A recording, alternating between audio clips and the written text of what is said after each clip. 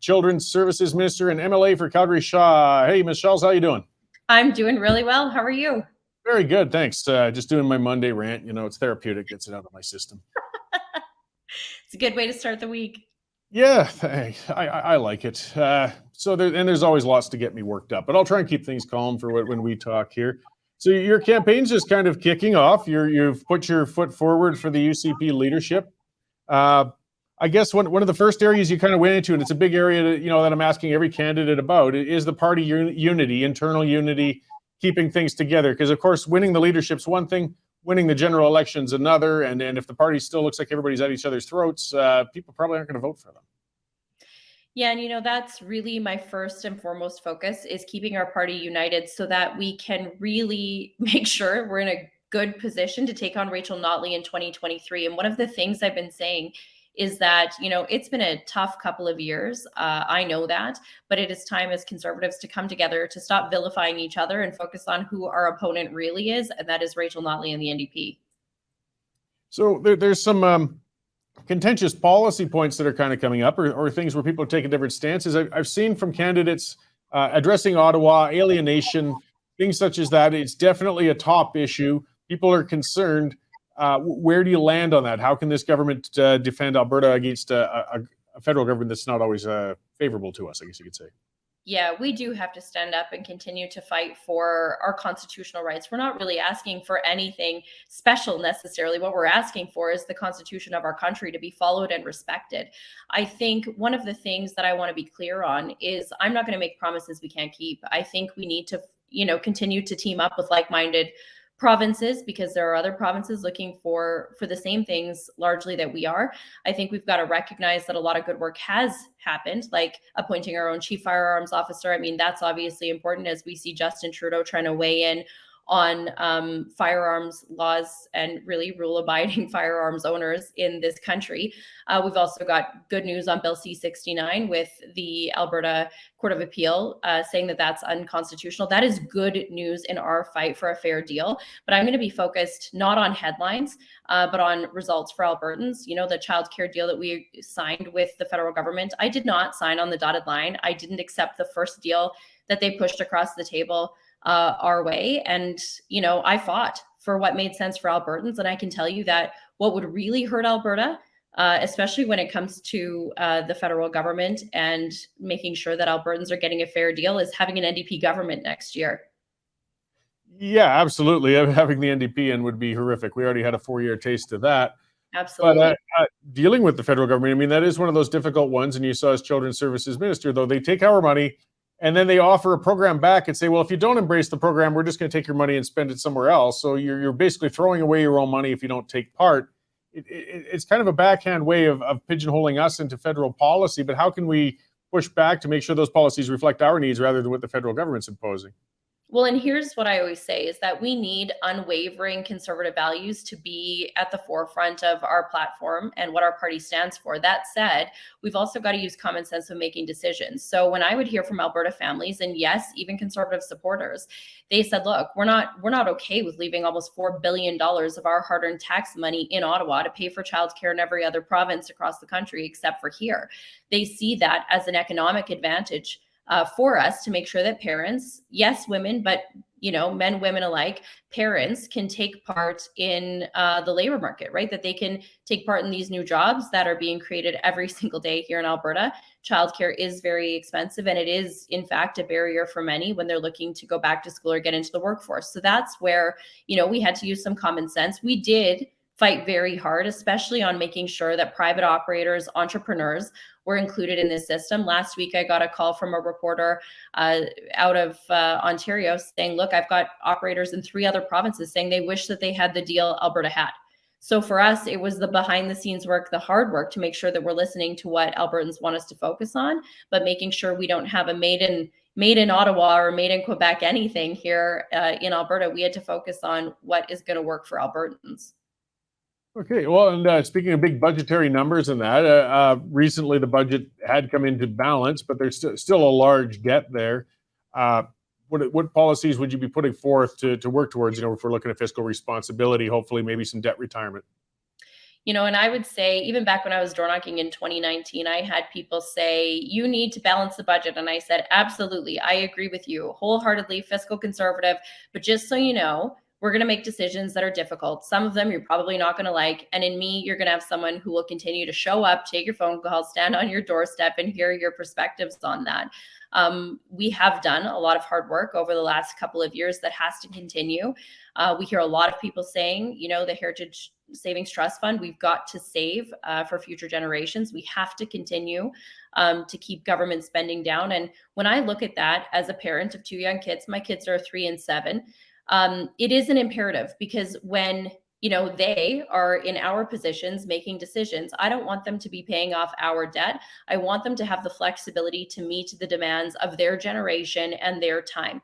It is important, but I would also say that we have to continue to invest in things that people rely on. I mean, rural healthcare is important. Having family docs is important. Having a good education system for our kids, you know what? That's important too. But I think that we can show that we've got compassion, common sense, but can also balance the budget and keep us on a good fiscal trajectory. Great. So we're still in the, things seem to be recovering. We're getting better and the world's winding down, but COVID still exists. There's always the warnings. It has its ups and downs. Are there different ways, if COVID starts surging again in the future, how would you look to address that as Premier?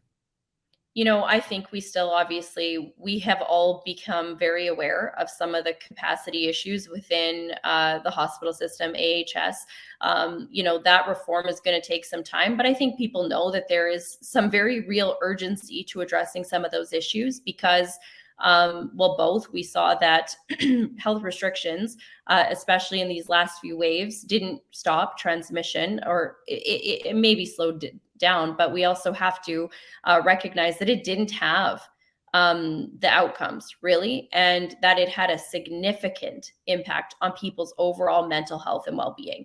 And so, that's what I hear from people all the time. It's important for my kids to be able to play sports. It's important for them to have school be as normal as possible. So I can tell you that I've heard that feedback. I really have. And I think we need to continue to listen to our frontline healthcare workers, because they have some really great ideas on how we can create capacity within the system and do a better job on that front so that we can keep people's lives normal. Great. And since you brought up healthcare capacity, and this is a question I've been asking every candidate so far, it's kind of issue specific, but it's something I've been writing on for a long time and frustrated with, is our ambulance services. I mean, we had that recent tragedy with the elderly lady passing away with an ambulance that took over 30 minutes to get there. And we'd heard that there were 18 ambulances at that time sitting in hospitals trying to offload. Yet all we get in response is, well, we'll strike a committee and wait 4 months. Like we're, to be honest, one of the frustrations I think with the UCP people have had is a lot of talk and not a lot of action. We don't want more committees. We want to see something solved. How would you address that? I've heard exactly that. Almost word for word is, we don't need panels and committees, we need action. And so my style is this, and I think anybody who's worked with me in children's services, in my previous role would know this, that, I'm not about getting necessarily the perfect policy. Let's roll something out. Let's move quickly. Childcare deal, a good example. We were not the first to sign, but we were one of the first 2 provinces to roll out those savings to parents, which was a big deal. We need to take action, and then we need to, take a look at where things are working or not. And when you mention, I had EMS frontline paramedics say it's a hall monitor policy is what they called it, where they're essentially, stuck waiting to offload patients instead of being able to go and address, ambulance calls.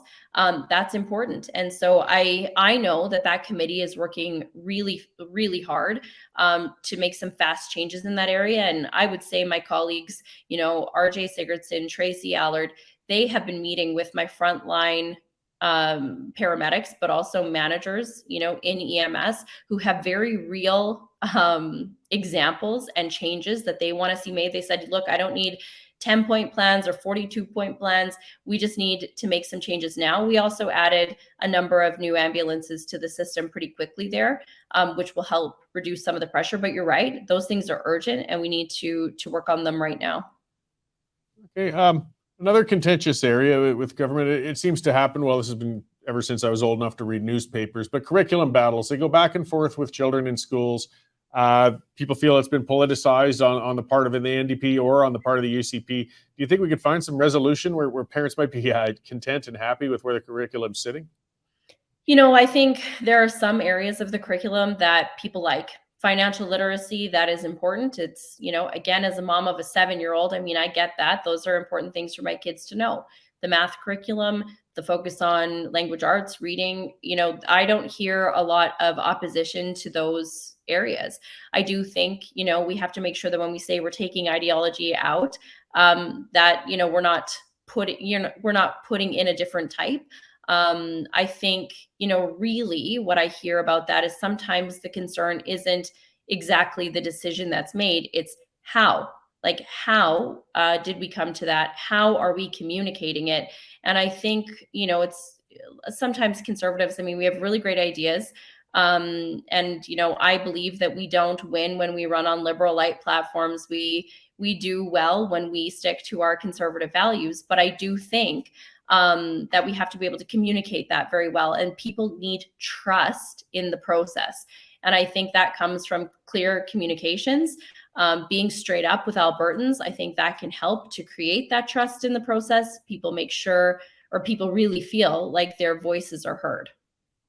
Great. And then I guess kind of a final question with municipal relations. The federal or the provincial government's had some pretty rough relationships, I guess you could say, with the Edmonton, Calgary mayors over the years. Some ups and downs. Can we streamline some of that so it's not a constant battle, or is it just, I know there's some ideological differences that are always going to lead to some degree of sparks?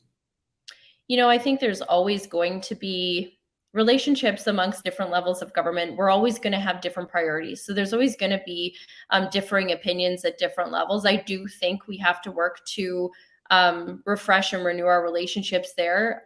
They obviously need some improvement in some areas. And I know our current Minister of Municipal Affairs is working really hard on that.